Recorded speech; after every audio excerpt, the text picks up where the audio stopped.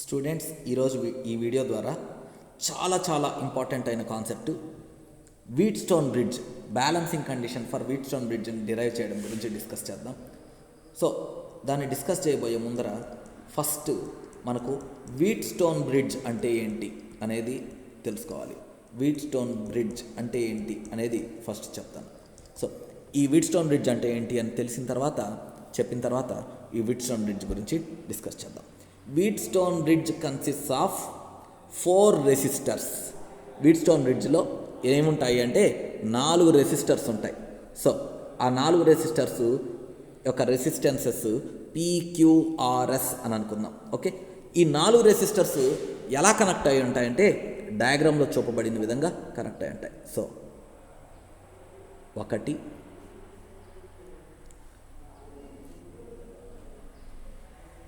2 3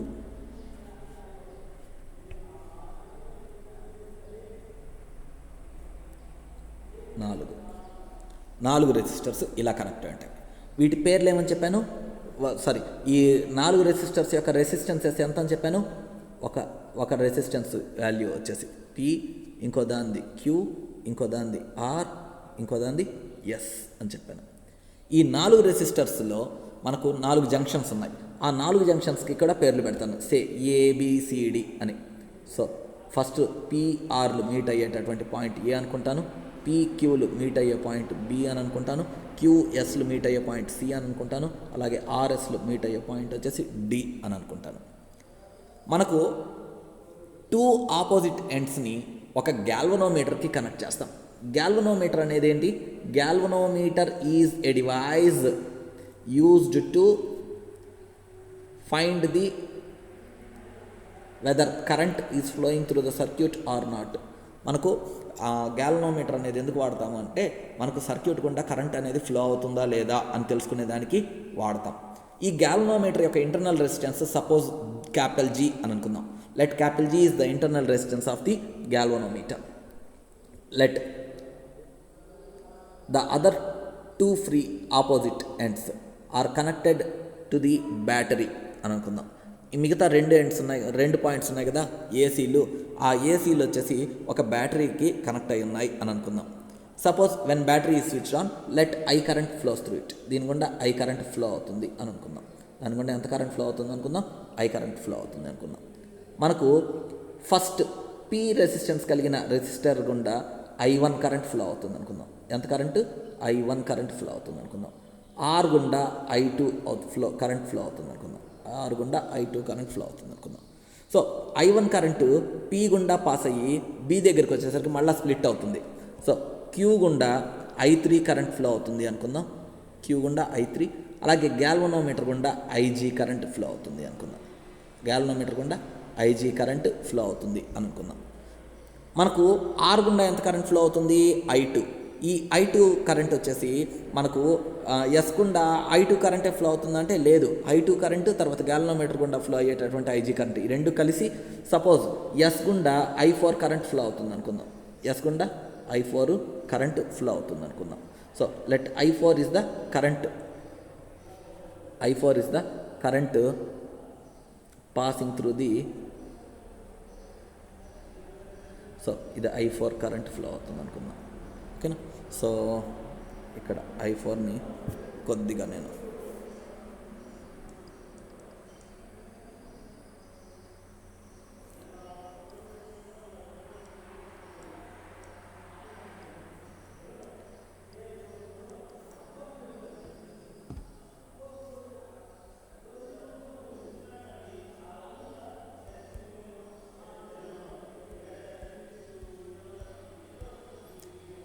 so దీని గుండా I4 current flow అవుతుంది, I4 కరెంటు ఫ్లో అవుతుంది అని అనుకుందాం. ఓకే, సో ఇది మనకు వీట్ స్టోన్ బ్రిడ్జ్ అంటే ఏంది అనేది. So wheat stone bridge essentially consists of 4 resistors which are connected, 4 resistors, a galvanometer and a battery which are connected as shown in the diagram. Let the resistances of the 4 resistors are PQRS respectively.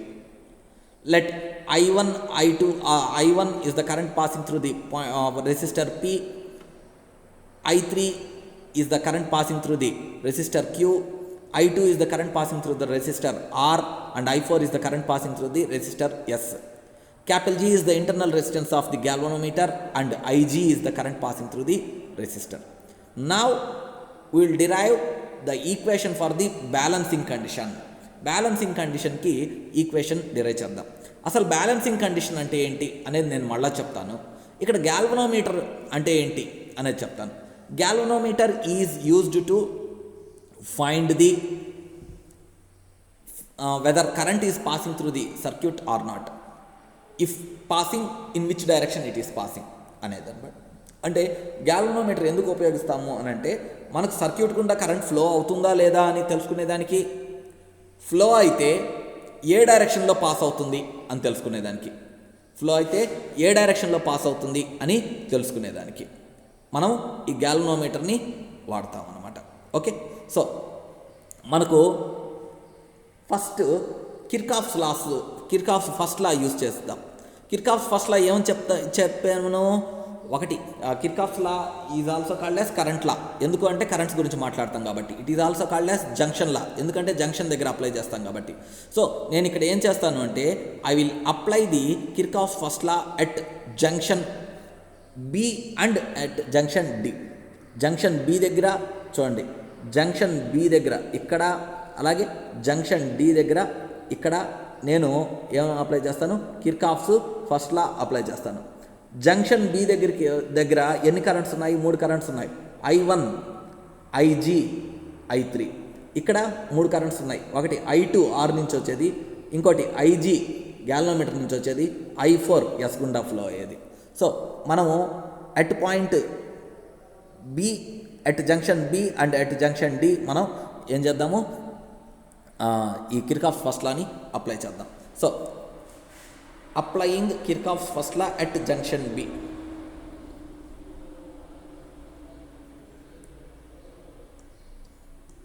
Applying చాలా చాలా important కాబట్టి చాలా చిన్నగా నిదానంగా చెప్తున్నాను. Kirchhoff's first law at junction B, B దగ్గర నేను apply చేస్తే, సో ఒకసారి మీరు డయాగ్రామ్ కానీ చూసారంటే అట్ జంక్షన్ బి మనకు అసలు కిర్కాఫ్స్ ఫస్ట్ లా ఏంటి, algebra some of the currents meeting at the junction is 0. అక్కడ జంక్షన్ బి దగ్గర 3 కరెంట్స్ పాస్ అవుతున్నాయి. ఏమేమి మనకు I1, IG, I3. అయితే జంక్షన్ వైపుకి వచ్చే కరెంట్ని పాజిటివ్గా తీసుకోవాలి, జంక్షన్ నుంచి అవతలకి వెళ్ళే కరెంట్ని నెగిటివ్గా తీసుకోవాలి. సో జంక్షన్ వైపుకి వచ్చేది I1 మాత్రమే. చూడండి, I1 కరెంటు మనకు జంక్షన్ వైపుకి బి వైపుకి వస్తుంది, కానీ IG కరెంటు జంక్షన్ నుంచి అవతలకి వెళ్ళిపోతుంది, I3 కరెంట్ కూడా జంక్షన్ నుంచి అవతలకి పోతుంది. సో I1ని మాత్రమే పాజిటివ్గా తీసుకుంటాము. నెక్స్ట్ I1ని మాత్రమే పాజిటివ్గా తీసుకుంటాం. I1 నెక్స్ట్ IGని నెగిటివ్గా తీసుకుంటాం. అలాగే మనము ఏమంటాము, I3 అది కూడా away from the towards the S, towards Q move అవుతుంది కాబట్టి అది కూడా నెగిటివ్గా తీసుకుంటాం. వీటి అన్నిటి యొక్క సమ్ ఏంటి, 0. వీటన్నిటి యొక్క సమ్ ఏంటి, 0. సో మనము ఇక్కడ వీటి సమ్ వచ్చేసి ఏమంటాం అంటే 0గా తీసుకుంటాం. దీని నుంచి మనం ఏమని రాయొచ్చు, I1 minus IG minus I3 అవతలకి పోతే I1 equal to IG plus I3 అవుతుంది. దానికి ఈక్వేషన్ నెంబర్ 1 అనివ్వండి. అలాగే apply the Kirchhoff's first law at applying Kirchhoff's first law at D junction దగ్గర కిర్కాఫ్స్ ఫస్ట్ లా అప్లై చేస్తే మనకు డి జంక్షన్గా ఒకసారి డయాగ్రామ్ చూడండి. డి జంక్షన్ దగ్గర ఎన్ని కరెంట్స్ ఉన్నాయి, I2 అనే ఒక కరెంటు, I2 అనే current towards the D junction వస్తుంది. IG అనే కరెంటు గ్యాల్వనోమీటర్ గుండా పాస్ అయ్యేటటువంటి IG అనే current towards the D junction వస్తుంది. I4 అనే కరెంటు ఎస్ గుండా పాస్ అవుతుంది. దేర్ ఫోర్ నేను ఏమని రాయొచ్చు అని అంటే I2 అనేది టువర్డ్స్ ది జంక్షన్ కాబట్టి పాజిటివ్గా తీసుకుంటాను. అలాగే ఐజీ అనేది కాబట్టి టువర్డ్స్ జంక్షన్ కాబట్టి అది పాజిటివ్గానే తీసుకుంటాను. కానీ I4 మాత్రము అవే ఫ్రమ్ జంక్షన్ డి, అది ఎస్ గుండా పాస్ అవుతుంది. సో దాన్ని నెగిటివ్గా తీసుకున్నాను. వీటన్నిటి యొక్క సమ్ ఎంత according to Kirchhoff's first law 0. So దీని నుంచి నేను ఏమని రాయొచ్చు, I2 plus IG is equal to I4 అని రాయొచ్చు. దీనికి ఈక్వేషన్ నెంబర్ 2 అని ఇస్తాను. Equation number 2. Okay, equation number 2 ఇచ్చాను. Okay, equation number 2. నెక్స్ట్ ఇప్పుడు కిర్చాఫ్స్ థర్డ్ లా అప్లై చేస్తాను. ఏంటి, Kirchhoff's third law, Kirchhoff's second లా అప్లై చేస్తాను. కిర్చాఫ్స్ సెకండ్ లాని మనం ఏమంటాము, వోల్టేజ్ లా అని అంటాం. ఎందుకంటాము, దీంట్లో మనము వోల్టేజెస్ గురించి, పొటెన్షియల్ డిఫరెన్సెస్ అండ్ ఈఎంఎఫ్స్ గురించి మాట్లాడతాం కాబట్టి వోల్టేజ్ లా అని అంటాం. ఇది ఎక్కడ అప్లై చేయాలి, లూప్స్లో అప్లై చేయాలి. కాబట్టి దీన్ని ఏమంటాము, లూప్ లా అని కూడా అనొచ్చు. సో ఇక్కడ నేను ఏమని పిలుస్తాను అంటే, ఇక్కడ ఫస్ట్ ఒక లూప్ తీసుకుంటాను, ఏబిడిఏ అనే లూప్ తీసుకుంటాను. ఏం తీసుకుంటాను, ABDA. So applying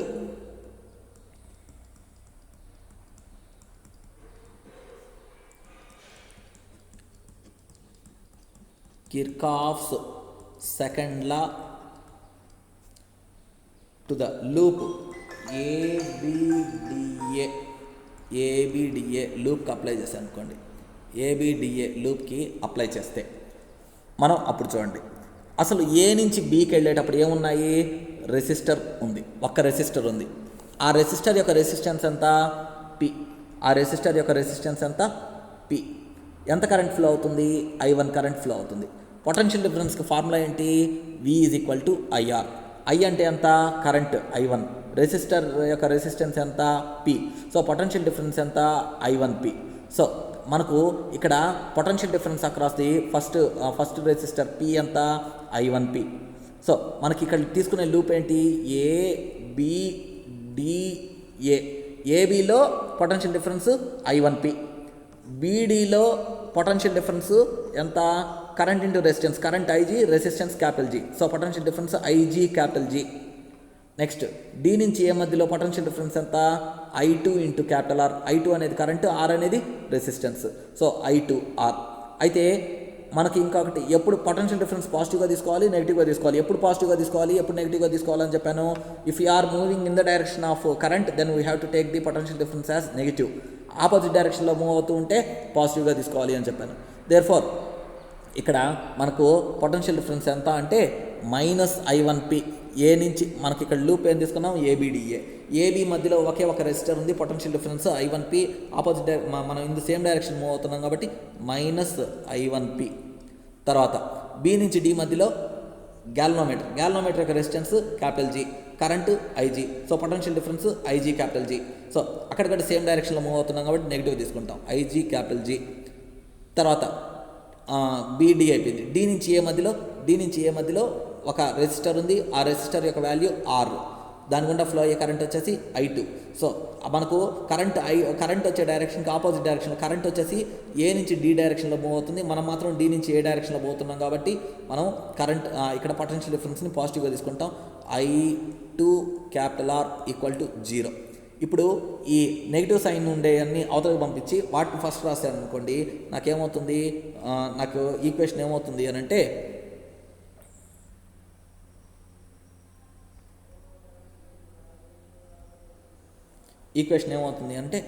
I1P plus IG capital G. అంటే ఈ రెండు మైనస్లు ఉండే అవతలకి పంపించాను, అవతల సైడ్ ఫస్ట్ రాశాను, రైట్ సైడ్ని ఫస్ట్ రాశాను. I1P plus IG capital G is equal to ఏమవుతుంది, I2 క్యాపిటల్ R అవుతుంది. దానికి ఈక్వేషన్ నెంబర్ 3 అని ఇచ్చాను, దానికి ఈక్వేషన్ నెంబర్ 3 అని రాశాను. అలాగే now I will apply the Kirchhoff second law to the other loop BCDB. ఏ లూప్కి అప్లై చేస్తున్నాను, BCDB అనే లూప్కి అప్లై చేస్తున్నాను, BCDBకి అప్లై చేస్తున్నాను. సో ఆ లూప్ ఎక్కడ ఉందో చూడండి ఒకసారి. So this is the point B, CDB. B నుంచి సి మధ్యలో ఏముంది, ఒక రెసిస్టర్ ఉంది, ఆ రెసిస్టర్ యొక్క రెసిస్టెన్స్ వచ్చేసి Q.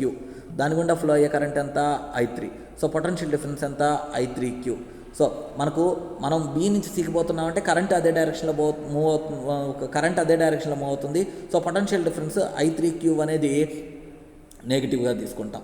అలాగే సి నుంచి డీకి పోయేటప్పుడు పొటెన్షియల్ డిఫరెన్స్ ఎంత I4S. సో పొటెన్షియల్ డిఫరెన్స్ మనం కరెంట్ డైరెక్షన్కి ఆపోజిట్ డైరెక్షన్లో పోతున్నాం కాబట్టి అది పాజిటివ్గా తీసుకుంటాం. అలాగే డి నుంచి బీకి వెళ్ళేటప్పుడు కూడా పొటెన్షియల్ డిఫరెన్స్ IG. సో అక్కడ కూడా కరెంట్కి ఆపోజిట్ డైరెక్షన్లో పోతున్నాం కాబట్టి అది కూడా పాజిటివ్గా తీసుకుంటాం. దేర్ఫోర్ మనము ఇక్కడ I3Q I4S IG. సో ఇప్పుడు ఇక్కడ ఈక్వేషన్ రాద్దాం. చూడండి ఇక్కడ నేనేమని రాయొచ్చు అని అంటే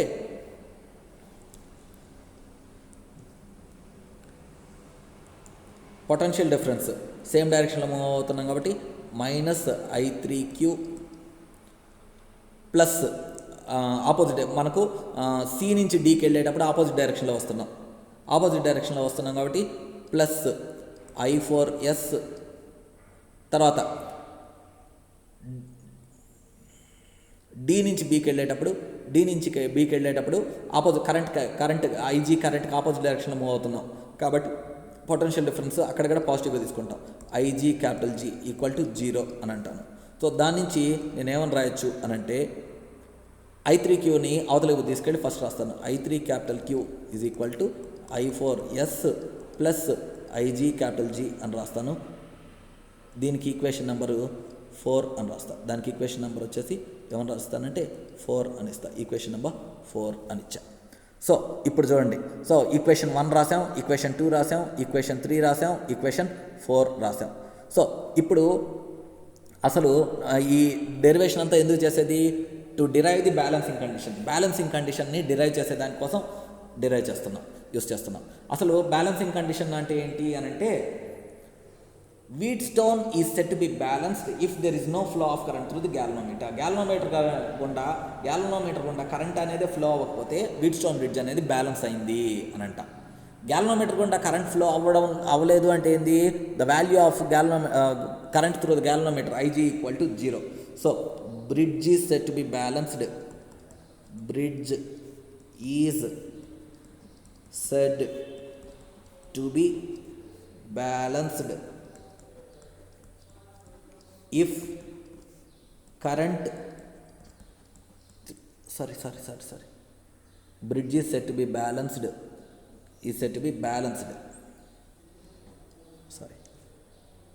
సో ఇక్కడ మనకు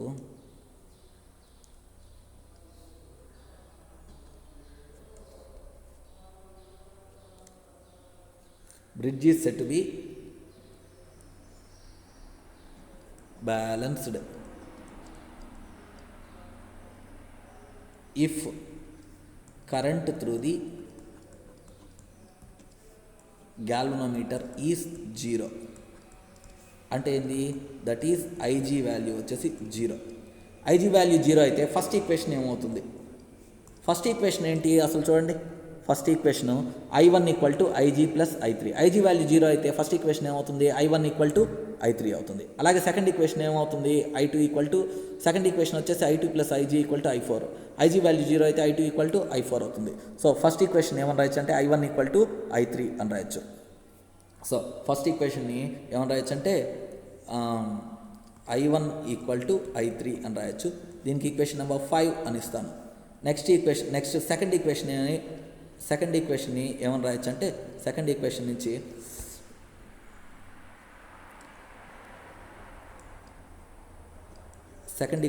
ఏమని రాయొచ్చు అంటే I2 = I4 అని రాయొచ్చు. I2 = I4. దానికి ఈక్వేషన్ నెంబర్ 6 అని రాస్తాను. అలాగే ఈక్వేషన్ 3 నుంచి ఏమని రాయొచ్చు? చూడండి. ఈక్వేషన్ 3 ఏమని చెప్తుంది? I1P + IG = I2R అని చెప్తుంది. సో ఇప్పుడు ఇక్కడ థర్డ్ ఈక్వేషన్ ఇది I1P + IG = I2R. మనకు గ్యాల్వనోమీటర్ గుండా పాస్ అయ్యేటటువంటి కరెంట్ IG వాల్యూ 0 అనుకోండి.